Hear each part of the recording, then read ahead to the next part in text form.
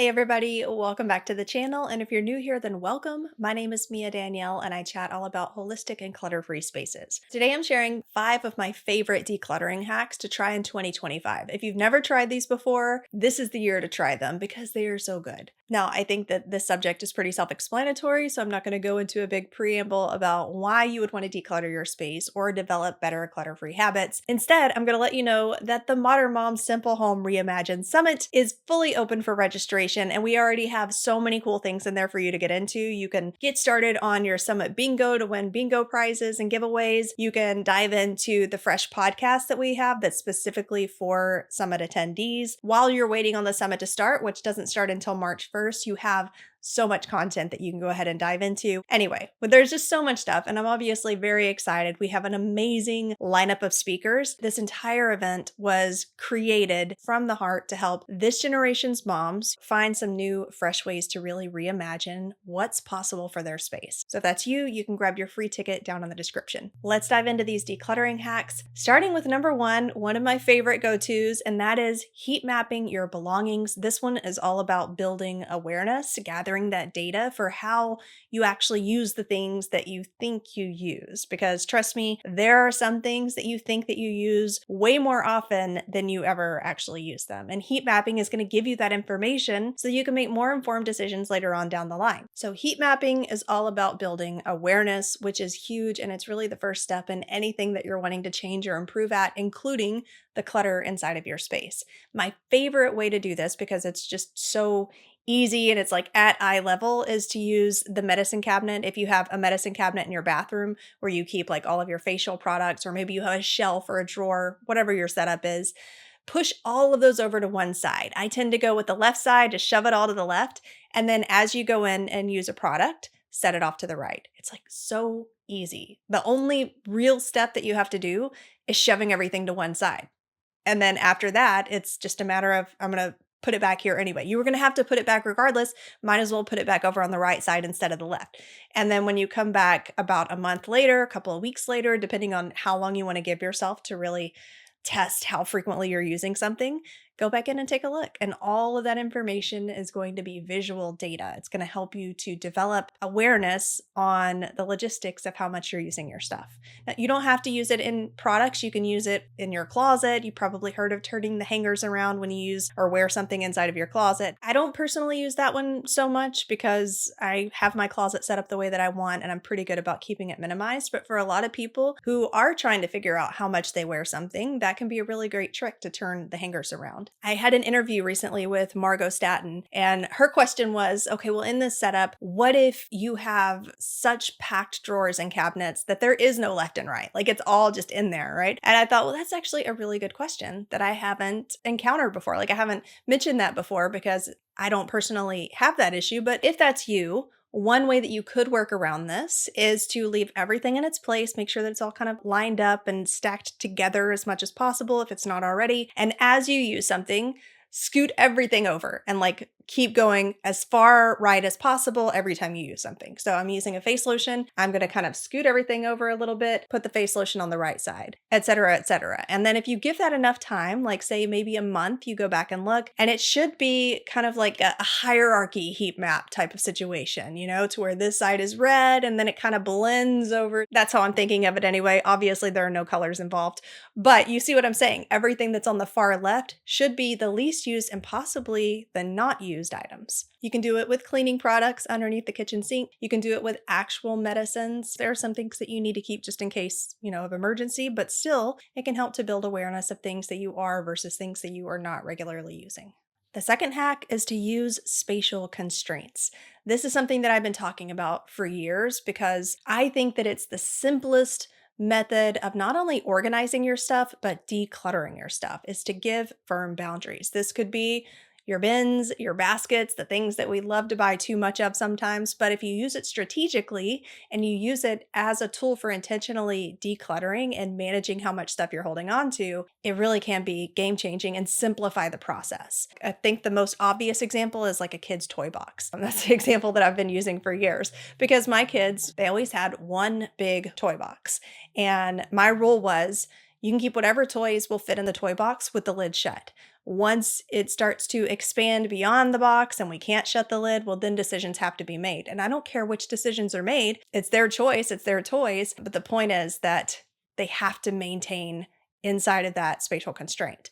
You can do this with literally everything that you own. This is one area where the more you compartmentalize, the better. The more you can compartmentalize your items and give them more specific boundaries or spatial constraints, the better, because it's going to be even more evident. So again, you're getting that data whenever those boundaries are breached, and it's going to clue you into when you need to let things go or make decisions. It's also going to keep things looking more orderly. They're going to be easier to find. You're going to have that designated home for all of your stuff. It checks off so many of the boxes. I would say between like heat mapping and using spatial constraints wherever possible for your stuff, like if you just implemented those two things in your home, man, your organization, things would be easier to find, things would be easier to clean, things would be easier to declutter. My third hack is to create capsules. And we talk a lot about capsule wardrobes, but that's not the only place that you can create a capsule. So when you think about creating a capsule, think about creating like your own personalized little selected bundle of your favorite things in that category, and that's what you're keeping. Instead of having like 10 different whisks and 20 different spatulas and like all of these different things, or having like all of these different things in different convenient areas spread throughout your house so that there's always one readily able to be grabbed. We'll talk about that later. Creating these intentional capsules, it's gonna make your life so much easier. It might sound like it's more complicated because you're having to make decisions and you're having to go through and bundle things together, but once that process is done, you're not going to have to sit there and think about what you want to use and go through all that decision fatigue. You're not going to have to dig for the one that you actually want to use beneath all the things that you don't want to use because they're the bad ones. Like it just makes things simpler. You're going to have so much more space and find it easier to find things. And very often things are going to look prettier. And we tend to like to use things and interact with spaces that we feel look aesthetically pleasing. And you can get so creative with this too, like even within a space or within a subspace. So let's say, just for example, take your kitchen. You've got your kitchen, you've got your gadgets. Within your gadgets, maybe you have like a million different measuring spoons, cups, glasses, like all these different things that you can use to measure with. You could create your own capsule gadgets using like one big measuring jar that has all the different measurements that you need in it, and then maybe like one small set of spoons. Well, there's your measuring capsule. And that measuring capsule can be combined with other favorites from different categories to create your own little capsule kitchen gadgets. And then if you keep expanding that out throughout the different areas of your kitchen, well, now you have a nice little capsule kitchen. So you can get really micro with it and you can make it really fun. Number 4, which I kind of cheated and touched on a little bit in the last point,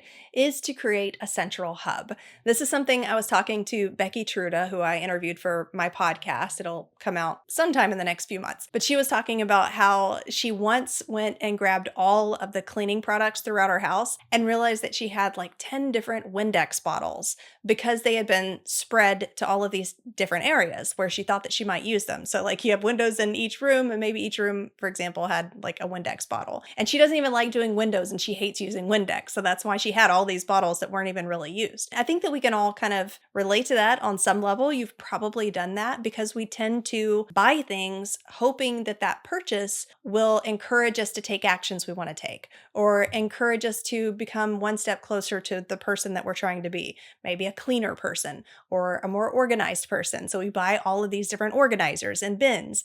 And then oftentimes those will contribute to the clutter and then just be catch-alls for clutter. But in the process of doing all of that, one big error that we make or mistake that we make is trying to make everything so convenient that it's spread out to the point that you don't know how much you have of one thing. So if you created a central hub, either in your home or per floor, if it's just like way too cumbersome for certain items for you to have to go back and forth up and down the stairs, then you can have like one set location per floor, which we do for a couple of our items here.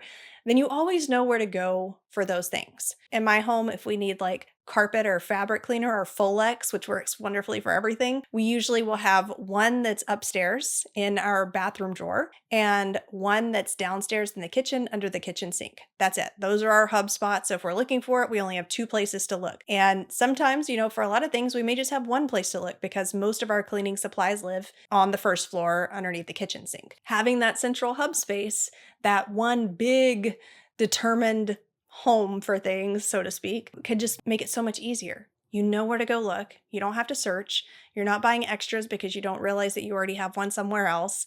And you're not filling your home with all of this extra clutter of duplicates that you maybe didn't even realize that you had. And number 5 is to try a use it up challenge. This is something that I've done multiple times in my life, and it's always really satisfying to actually get to the bottom of the shampoo bottle before you bring in another bottle. And then you have these 2 bottles sitting in your shower when you haven't even finished the first one, or, with mouthwash or toothpaste or cooking oil. Like, we do this all over the place. We tend to like something new and fresh. We don't want to accidentally run out. And so we end up opening the new one before we're done with the old one and not completing, it ends up giving extra clutter. You end up with these duplicates, sometimes triplicates, and sometimes not even finishing the thing that you had previously, which is wasting and you're spending money when you didn't need to. So doing a use it up challenge is super easy, and it's just what it sounds like. You're challenging yourself to use up things maybe throughout your entire home, maybe in a specific area of your home, like the freezer or the kitchen, using up all the extra ingredients that you maybe didn't have a specific meal to cook with, but you can figure something out to make a big stew with what's left. You can get really creative with it, but it just frees up so much space. Like, when you get really intentional with it, you're going to be like, wow, like, my refrigerator is now empty. This feels awesome. Or my pantry doesn't have extra things shoved in the back corners anymore. It feels much more spacious. You can do it with, your facial products, your hair products, anything really. Candles, cleaning supplies, all over the place. And so if you really sit down and challenge yourself, maybe give yourself a deadline of like 30 days. I'm going to do a 30-day use it up challenge. I'm going to actually finish all of these things that I have in my home. It's really the most eco-friendly way to declutter without having to be wasteful at all. It's like a zero waste decluttering option. And it feels good. It's satisfying, and it creates space. It's a win-win-win. Hopefully you found these tips helpful. If you did, be sure to give a thumbs up, leave a comment down letting me know, what is your favorite hack? What's something new maybe that you're trying in 2025 to help keep down the clutter? And if you're a mom with kids at home and you haven't already, be sure to snag your free ticket to the Modern Mom Simple Home Reimagine Summit. It's going to be live March 1st through the 3rd. But again, we have so much stuff for you to jump into right now. Links in the description, and I'll chat with you next week.